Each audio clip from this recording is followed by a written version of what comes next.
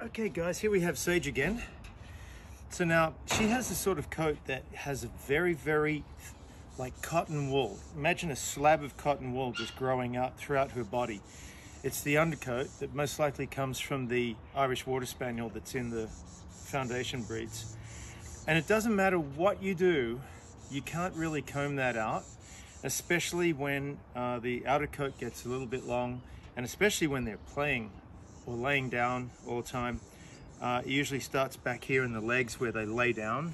You know, they sit and they lay down, but it goes everywhere, especially up the back of the neck here.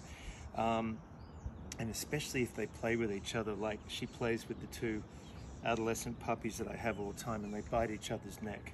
So what I do in order to save first of all, the cute face and the cute legs is I don't want to take them to the groomer and have them completely shaven off and look ridiculous. So I get my clippers and I just take off the parts that are the problem areas that you cannot comb out, especially once it gets to a certain stage.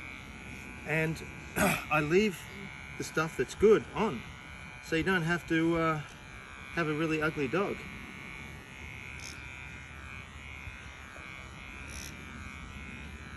It doesn't have to be absolutely perfect when you first do it, because you can tweak it. You can just go back and amend everything that you've done as you go along in time.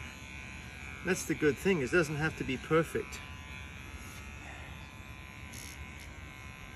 Now this doesn't replace going to the groomer to have it done nicely as maintenance, but if it gets out of control and you don't want to have your dog completely changed, I like to just bring it down to wherever I find it has come good.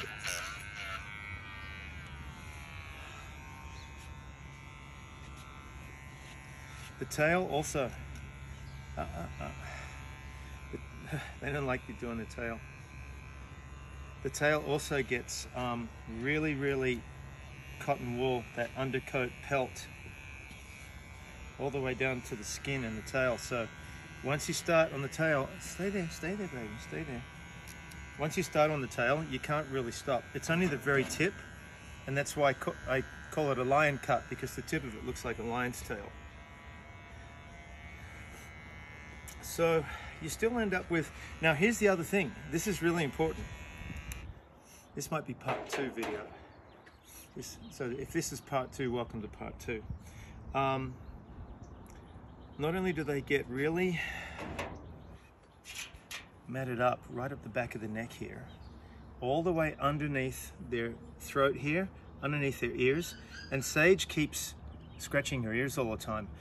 And sometimes I'm baffled. I'm like, why is she scratching her ears when I know they're clean? I've taken all the hair out and they don't smell, so there's nothing wrong with them. And I've realized that it's because of all this matted, not really matte, this pelted undercoat underneath here is so annoying, and it pulls on their skin. It just feels so annoying that they're actually not really scratching their ears. They're scratching the coat underneath their ears. And then they end up scratching their ears just as part of the process. And they can really damage their own ear flaps, like the skin just inside the ear leather here, and all the cartilage inside their ear canal. They can really damage that and get it all inflamed. And sometimes we're basically treating the wrong issue. We're treating the ears when it's actually not even the ears. It's that deep coat, it's that deep stuff underneath the ears. So I'm coming down the front of the chest, which always gets deeply pelted as well. That's it. Good girl, baby. Good girl. So we come down the front of the chest here towards the front of the legs, because this always gets deeply pelted and itchy.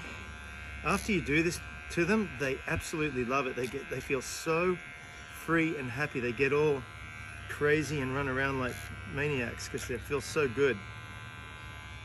It's like finally getting to scratch an itch that you couldn't reach. Imagine being really itchy and you're wearing several layers of clothes and you can't get to it. That's what it's like for them. So in this case, by doing this, they don't look, quote, perfect, but it's better than losing everything and having to start everything all over again. Because all the stuff that I'm taking off, you can, over time, when you get a chance, you can blend it in with everything that you're leaving, all the long stuff. You just blend it in so it's not such a huge difference. And I love this leg warmer look on them. Because when I take all this yucky stuff off, especially on the front legs, it gives them this leg warmer look. I think it's really cute, especially on Sage here. And so all of this thick, nasty stuff goes up the back of her neck here. Okay, this might be part 3. So if this is part 3, welcome to part 3. Because there's no way in the world I can explain to you what I'm doing here in one quick video. So she feels so good. All this up the back of her neck here is great. The top of their head, never, and their face, that's easy. You can comb that out with that Safari dematting comb. I call it the Freddy Krueger comb because it looks like his finger blades.